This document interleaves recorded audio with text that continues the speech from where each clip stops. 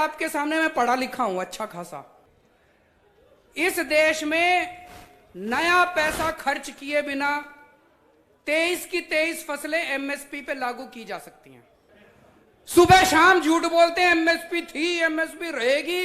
अरे कहां है एमएसपी? मैं योगी आदित्यनाथ जी से भी पूछना चाहता हूं, भाई साहब एक मंडी उत्तर प्रदेश की बता दो जिस पे एमएसपी पे धान उठता हो या एमएसपी पे एक भी फसल उठती हो।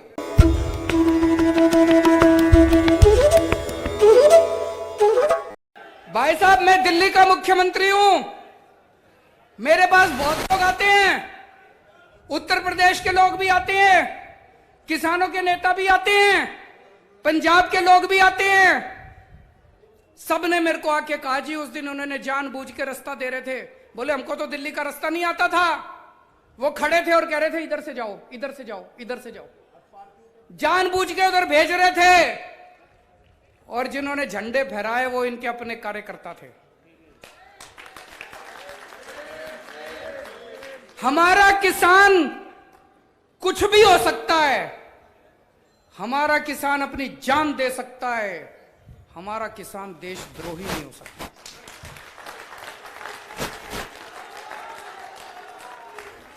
आज ये भारतीय जनता पार्टी की केंद्र सरकार हमारे किसानों पे देशद्रोह के मुकदमे चला रही है। इतनी हिम्मत तो अंग्रेजों ने नहीं करी थी। अंग्रेजों ने हमारे किसानों पे देशद्रोह के मुकदमे नहीं चलाए थे। तुम हमारे किसानों पे देशद्रोह के मुकदमे चला रहे हो। हमारे किसानों को आतंकवादी बोलते हैं। मैं आपसे पूछना चाहता हूं, तुम सारे आतंकवादी हो? पूछना चाहता हूं, आतंकवादी हो तुम सारे?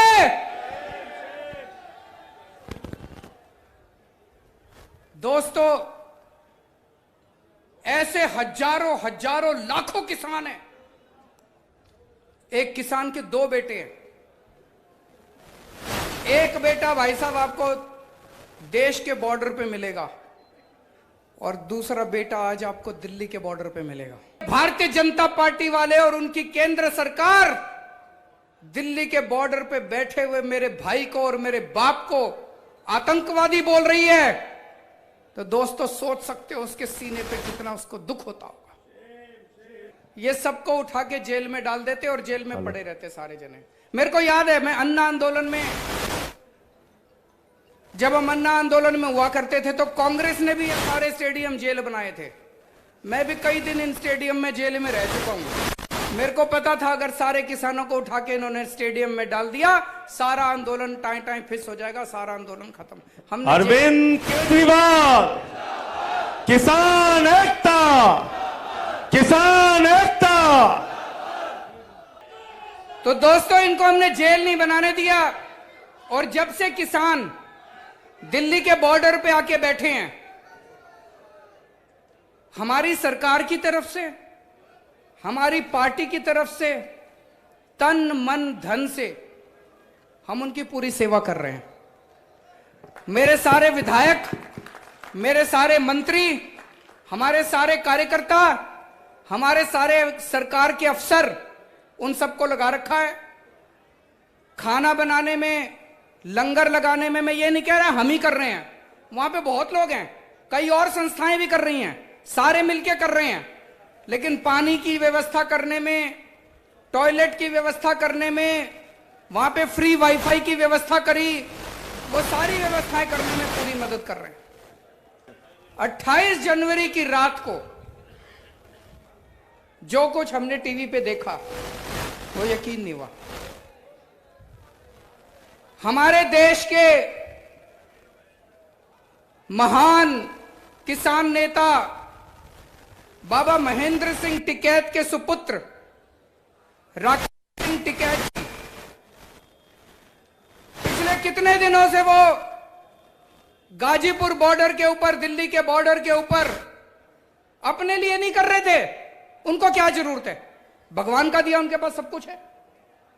वो किसानों के लिए इतने दिनों से अपना शरीर ताप रहे थे, इतना शरीर गला रहे थे, और सरकार ने अपनी पुलिस भेज के, अपने गुंडे भेज के उनके साथ जो व्यवहार किया, उनकी आंखों से आंसू आ गए, वो भावुक हो गए। भाई साहब ये नहीं देखा गया, ये नहीं देखा गया। मैंने पहले संजय सिंह को बोला, संजय सिंह के ने उनको फोन किया, फिर संजय सिंह जी ने मेरी उनसे बात कराई। मैंने राकेश सिंह जी को एक ही बात बोली, मैंने कहा जी आप बिल्कुल चिंता मत करो, आप ये बताओ आपको क्या चाहिए, हम हैं आपके साथ। ये बीजेपी वाले घूम घूम के कह रहे हैं, केंद्र सरकार के मंत्री घूम घूम के कह रहे हैं, ये कह रहे हैं एमएसपी है, एमएसपी था, एमएसपी रहेगा, कह रहे हैं ना, चारों तरफ टीवी में रोज सुनते हैं जी। भाई साहब उत्तर प्रदेश के आज इतने किसान आए हुए हैं, पश्चिमी यूपी के और इतने बड़े बड़े नेता आए हैं, मैं पूछना चाहता हूं उत्तर प्रदेश की एक मंडी बता दो जहां पे एमएसपी पे नहीं मिली, एक मंडी बता दो जी भाई साहब, कहीं नहीं मिली। भाई साहब इतने किसान हैं, जरा हाथ उठा के बता दो सब लोग, बता देना एक मंडी। आज मैं योगी आदित्यनाथ जी से भी पूछना चाहता हूं भाई साहब, एक मंडी उत्तर प्रदेश की बता दो जिस पे एमएसपी पे धान उठता हो या एमएसपी पे एक भी फसल उठती हो। मैं भी देख के आऊंगा, हम सारे चलेंगे देखने। नहीं उठती, वो मंडी देखने चलेंगे जहां पे एमएसपी पे फसल उठती हो। कि झूठ क्यों बोलते हो तुम?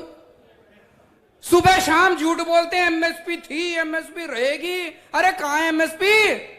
दिखा दो कहां एमएसपी पे धान उगती है, मिलती उठती है।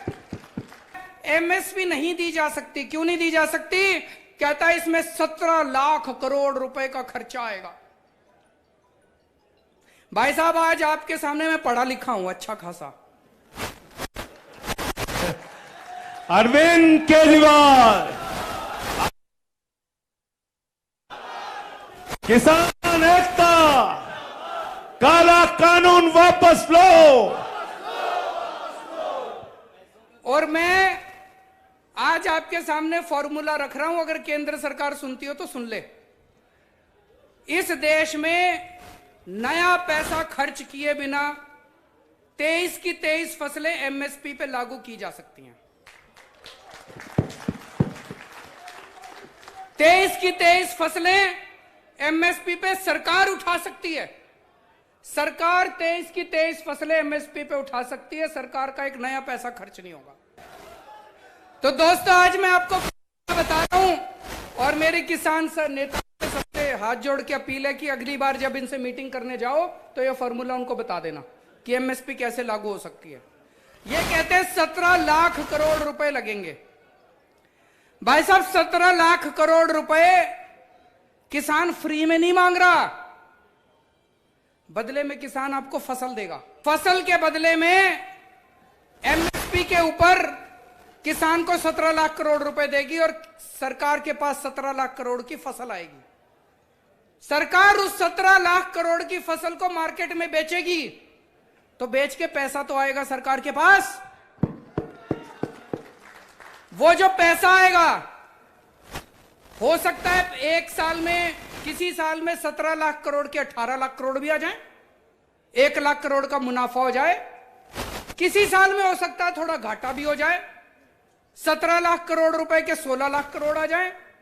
किसी साल में 17 लाख करोड़ के 20 लाख करोड़ भी आ जाए। किसी साल में घाटा होगा, किसी साल में मुनाफा होगा, सारा 10-15 साल में बराबर हो जाएगा। कोई घाटा नहीं होगा, कोई फायदा नहीं होगा, 10-15 साल में सारा बराबर हो जाएगा। लेकिन फिर भी मान लो 1.5 लाख करोड़ का सरकार को घाटा हो भी गया, हमारे देश के करोड़ों करोड़ों किसानों के परिवारों को खुश रखने के लिए, हमारे देश के करोड़ों करोड़ों किसानों की खुशहाली के लिए अगर 1.5 लाख करोड़ रुपए खर्च हो गए तो सरकार कोई गरीब नहीं हो रही उससे। कुछ सालों में, पिछले कुछ सालों में केंद्र सरकार ने अपने पूंजीपति साथियों के 8 लाख करोड़ रुपए का ऋण माफ कर दिया, लोन माफ कर दिया 8 लाख करोड़ का। अरे तुम अगर 8 लाख करोड़ रुपए इन अमीरों के माफ कर सकते हो तो हमारे करोड़ों करोड़ों किसानों के 1.5 लाख करोड़ रुपए का घाटा नहीं बर्दाश्त कर सकते क्या? नीयत नहीं है, नीयत की कमी है। पश्चिमी उत्तर प्रदेश के किसान को अपने गन्ने का नया पैसा नहीं मिलता, एमएसपी तो बहुत दूर की बात है। 18,000 करोड़ रुपया, 18,000 करोड़ रुपए ये मिल मालिक लेके बैठे हैं किसानों। हमारा पश्चिमी उत्तर प्रदेश का किसान अभी ये बता रहे थे भगवंत मान पंजाब में भी यही हाल है, गन्ने की फसल का यही हाल है। रात दिन 24 घंटे मेहनत करके अपना किसान गन्ना उगाता है, मिल मालिक को देके आता है और मिल मालिक उसको 2-2 साल 3-3 साल तक अपनी फसल का दाम तक नहीं देता, एक नया पैसा नहीं देता। क्यों नहीं देता? मेरे पास अभी थोड़े दिन पहले उत्तर प्रदेश के कुछ लोग मिलने आए, उसमें एक किसान भी था। बोला भाई साहब 2 साल हो गए मेरी फसल का दिए हुए, अभी तक एक नया पैसा नहीं मिला। मेरे घर में किसी को कैंसर हो गई।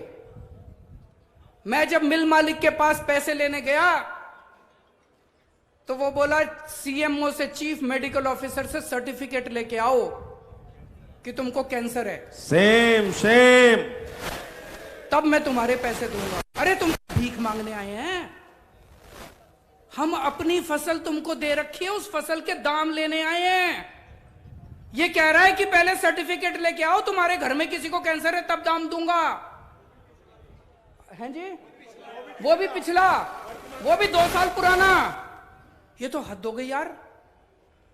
मैं योगी जी से पूछना चाहता हूं, तो अपने क्या मजबूरी है तुम्हारी? क्या मजबूरी है कि इन मिल मालिकों को तुम ठीक नहीं कर सकते? भाई साहब, जब मैं दिल्ली का मुख्यमंत्री बना,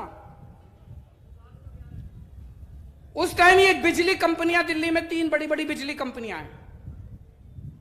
इन्होंने मेरे को, कई लोगों ने, हमने जब दिल्ली के चुनाव लड़े, हमने कहा था बिजली ठीक कर देंगे, बिजली कंपनियों को ठीक कर देंगे, बिजली 24 घंटे कर देंगे, बिजली मुफ्त कर देंगे। कई लोगों ने मेरे को समझाया इतने बड़े बड़े वादे ना करो, ये बिजली कंपनियां बड़ी पावरफुल है, ये बड़ी शक्तिशाली हैं, इनके तार बड़े ऊंचे हैं, इनका कुछ नहीं बिगाड़ पाओगे। भाई साहब, आज 5 साल बाद ठीक कर दी इन बिजली कंपनियों को। मैं पूछना चाहता हूं योगी जी, आपकी क्या मजबूरी है कि आपकी पूरी की पूरी सरकार इन चीनी मिल मालिकों के सामने घुटने टेक के बैठी है? अगर आप अपने गन्ना किसानों को, इन मिल मालिकों से पैसे नहीं दिला सकते तो लानत है तुम्हारी सरकार को।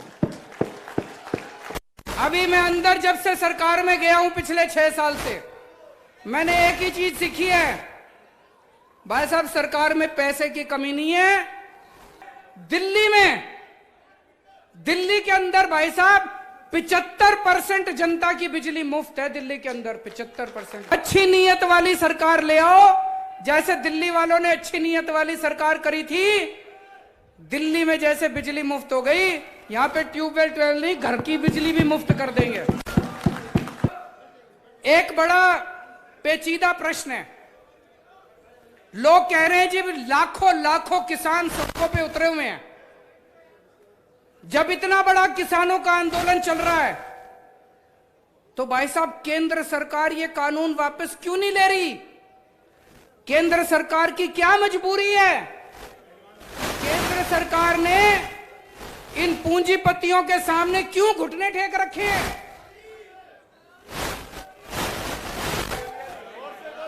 वो कह रहे हैं भाई साहब एडवांस ले रखा है इन्होंने, बयाना ले रखा है इन्होंने, बयाना उठा रखा है इन्होंने। ये इस देश के एक एक देशभक्त का आंदोलन है। जो भी भारत से प्यार करता है वो इस आंदोलन के खिलाफ हो ही नहीं सकता। इतना पवित्र आंदोलन है, इतने अच्छे तरीके से चलाया जा रहा है, कोई हिंसा नहीं किसी तरह की, और इतने प्यार और मोहब्बत से सारे धर्म के लोग, सारी जाति के लोग, ऊंचा आदमी नीचा आदमी, हर आदमी इसमें शामिल है। आपके आंदोलन में मैं कोई एहसान नहीं कर रहा, मेरा फर्ज बनता है, हर देशभक्त का फर्ज बनता है। और आज मैं ये कहने के लिए आया हूं कि आपका बेटा, आपका छोटा भाई पूरे तन मन धन से आपके इस आंदोलन में शामिल है, और मैं उम्मीद करता हूं कि ये सरकार को अंत पंद में किसानों के सामने झुकना पड़ेगा। चौधरी चरण सिंह अमर रहे, चौधरी चरण सिंह अमर रहे।